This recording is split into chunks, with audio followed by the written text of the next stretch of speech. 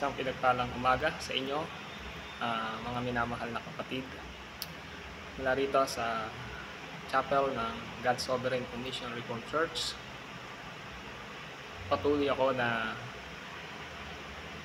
nagpapahayag na tayo ng mga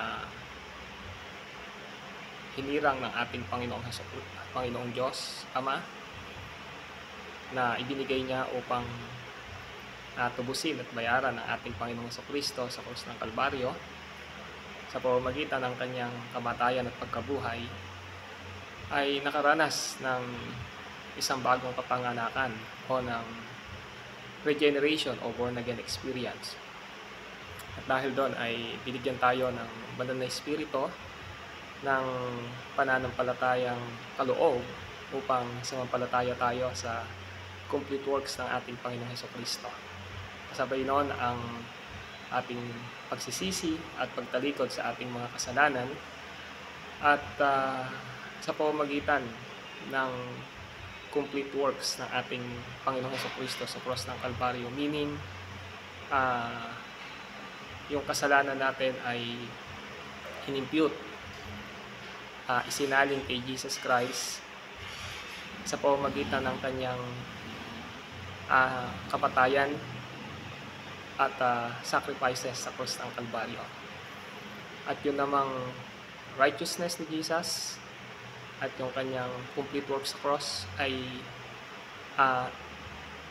isinaling sa atin sa pamamagitan ng gawa ng banal na espiritu noon tayo ay pagkalooban niya ng pananampalataya. At bago yung pananampalataya, yung regeneration. Kung kaya't ang ating salvation ay salalay at nasa kabuuan ng kamatayan ng ating Panginoong Jesucristo. Yan yung pinaniniwalaan natin. Naniniwala tayo sa 5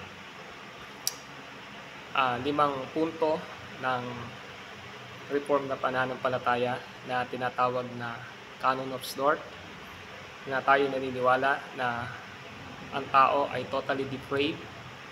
Pangalawa, unconditional election. Pangatlo, limited atonement. Pang-apat, irresistible grace. At ang panlima ay perseverance of the saint. We also believe for the documents and confession of faith of Heidelberg Catechism na nahati sa 3. Una, pinakita doon kung ano ang ating kalagayan sa harapan ng Diyos, and we are totally depraved. Pangalawa, kung paano tayo na-save, at sa bahaging ikalawang iyon ay nakalagay doon na tayo ay dapat sumampalataya sa isang Diyos sa 3 persona, na kung saan ay pinakita doon yung Father, the Son, and the Holy Spirit. They are completely na nagplano ng ating salvation bago palalangin ang sanlibutan. At yung pangatlong bahagi ay kung paano tayo magpapasalamat, at bahagi doon yung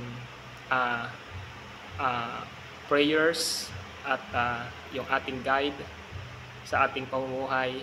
Yun yung tinatawag na 10 kautusan.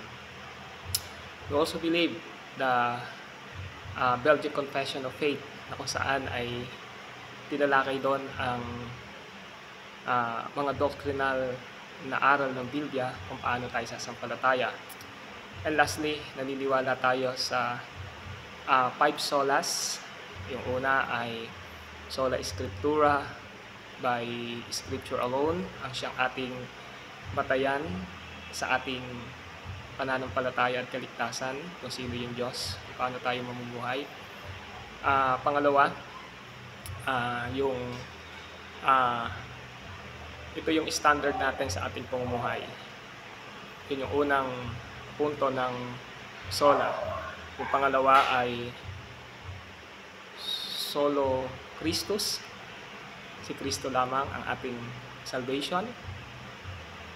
Sola pide sa pamamagitan ng pananampalataya lamang tayo maliligtas sa ating Panginoong Jesucristo, hindi sa works, sola gratia, sa pamamagitan ng biyaya lamang ng ating Panginoong Diyos, at soli Deo Gloria, para sa Diyos lamang ang papuri. So mga kapatid, this is the creeds na kung saan ay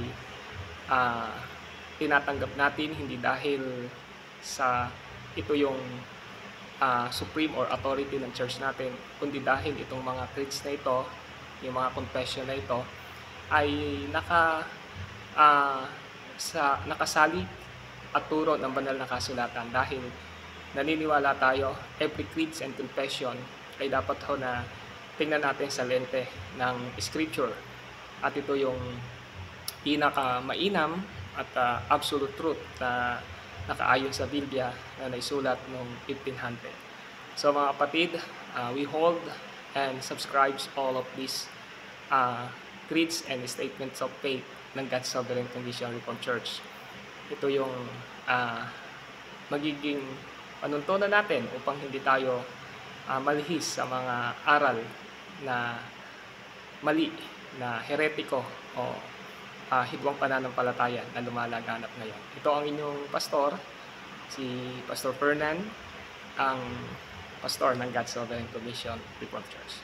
God bless you all, and soli Deo Gloria. Amen.